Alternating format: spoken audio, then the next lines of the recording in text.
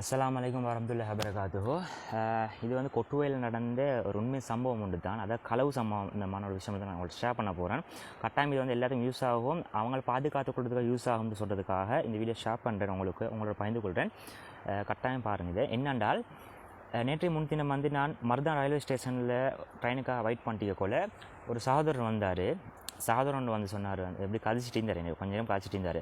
அப்போ அவர் என்னென்றால், நேற்றைய முன்தினம் அந்த நைட் என்னென்றால் அவர் வந்து மாத்தரைக்கு, அதாவது ஊர் வந்து மாத்தரை, அப்போ மாத்தரைக்கு போகிறதுக்காக வந்தாராம். அந்த டைமில் பார்த்து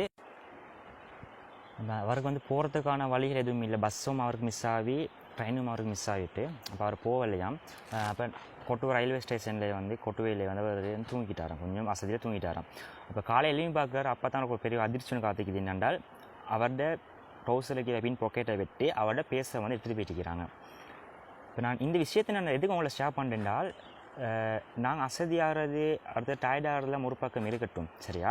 ஸ்ரீலங்கா பொறுத்த வகையில் வந்து நிறைய வறுமை, அடுத்தது வந்து அதுக்கும் மேலால் வந்து ட்ரக்ஸுக்கு வந்து நிறைய விஷயங்கள் வந்து இன்றைக்கி எடிட் ஆகிட்டே இருக்கிறாங்க. நிறைய வாலிபரும் சரி பெண்களும் சரி நிறைய பேர் வந்து ட்ரக்ஸுக்கு எடிட் ஆகிக்கிறாங்க. அப்படியான ஆட்கள் தான் இந்த மாதிரி கீழ்த்தரமான வேலையில் செய்கிறது. ஓகே, ஒன்றாவது விஷயம். அப்போ நாங்கள் வந்து இதுலேருந்து எங்களை பாதுகாத்து கொள்ளணும். இதில் வந்து நாங்கள் எங்களோட உரிமைகளை, எங்களோட உடைமைகளை, எங்களோட பொருட்களை பாதுகாக்கிறது எங்களோட கடமை.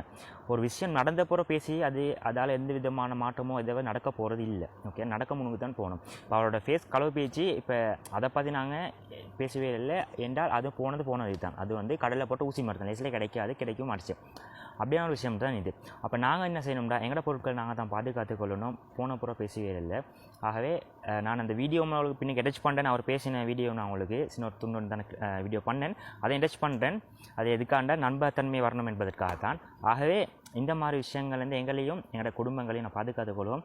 கட்டாயம் இது வந்து உங்களோட ஃப்ரெண்ட்ஸுக்கு ஷேர் பண்ணுங்கள். ஏன்டா நிறைய பயணங்கள் செய்யக்கூடிய இருப்பாங்க, நிறைய ட்ரிப்பல் போகிறவங்க இருப்பாங்க, மற்ற பயணங்களில் அப்படியே இந்த மாதிரி விஷயங்களில் வந்து அவங்களோட எந்த விஷயமும் இழந்துடப்படாதுன்றதுக்காக, ஒரு நல்லெண்ணத்துக்காக தான் நான் இதை உங்கள்கிட்ட ஷேர் பண்ணேன். அதே மாதிரி நீங்களும் நல்லெண்ணத்துக்காக ஷேர் பண்ணி ஒரு மக்களுக்கான ஒரு விழிப்புணர்வை நீங்கள் கொடுங்க. ஜஸாக்கல்லாஹ் ஹைரன். नाइट में ही लेके आना मट की